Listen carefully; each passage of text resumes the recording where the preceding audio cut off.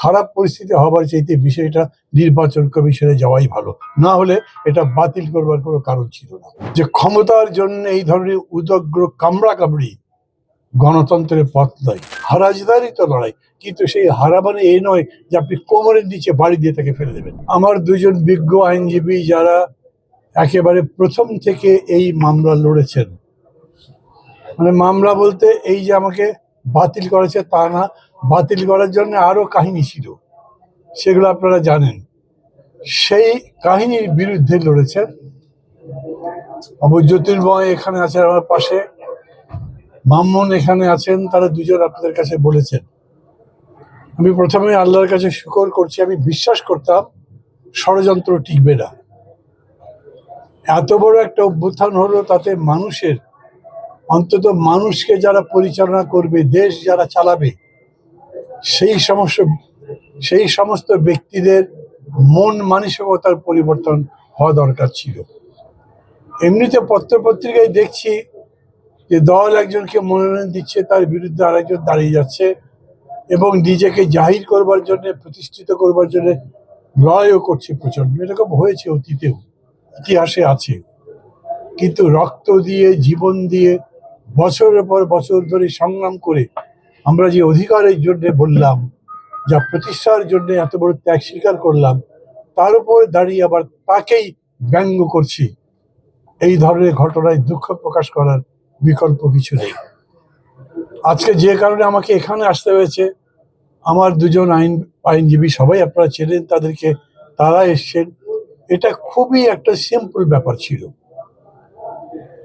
বা যাচাই বাছাই করা হয় প্রার্থীদের বাদ দেবার জন্য নয়, বরঞ্চ তাদের কোনো ভুল ত্রুটি হলে সেটা সংশোধন করে যাতে তাদেরকে নির্বাচনী প্রক্রিয়ার মধ্যে রাখা যায়, এই জন্যে সংশোধন করবার সুযোগ অন দ্য স্পট আছে।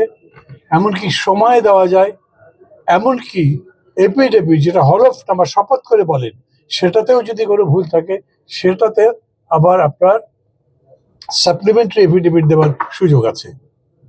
অথচ আমার বাড়ি বগুড়ায়, সেইখানে আমি নির্বাচনের আগেও করেছি, এইবারে যখন করছি তখন আমাকে বিরোধিতা করবার জন্য যে মবক্রাসি করা হয়েছে, এটা ইল ওমেন, এক কথায় খুবই একটা অশুভ ইঙ্গিত। যার কারণে আমি মনে করি জেলা প্রশাসক নিজে বিচলিত হয়ে সামাল দেবার জন্য মনে করেছেন একটা খারাপ পরিস্থিতি হবার চাইতে বিষয়টা নির্বাচন কমিশনে যাওয়াই ভালো, না হলে এটা বাতিল করবার কোনো কারণ ছিল না। এর আগে আমি এরকম করে বলিনি, কারণ সত্যায়িত হোক তারপরে বলাই উচিত মনে করেছি। আমি চাইব আপনাদের মাধ্যমে দেশবাসী এটা জানুক যে ক্ষমতার জন্য এই ধরনের উদগ্র কামড়াকামড়ি গণতন্ত্রের পথ নয়।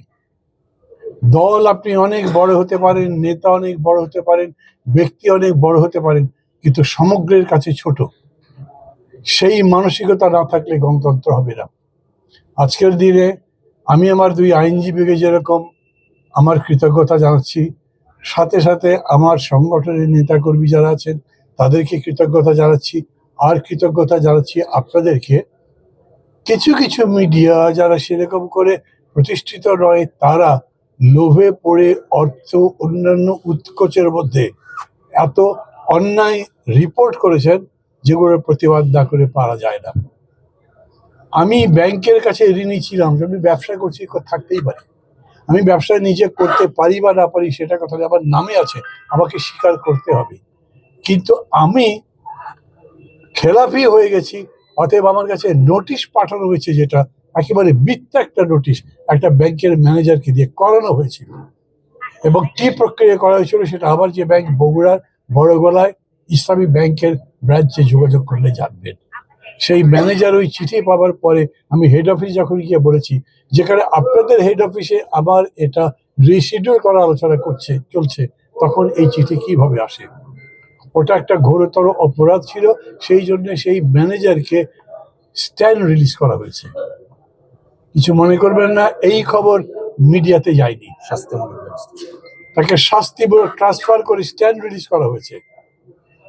এমন নিচে নেমেছেন আমার বিকল্প প্রার্থী, নাম বলবো না, কারো বিরুদ্ধে বলবার জন্য নয়, পদ্ধতিটা বোঝার জন্য বলি।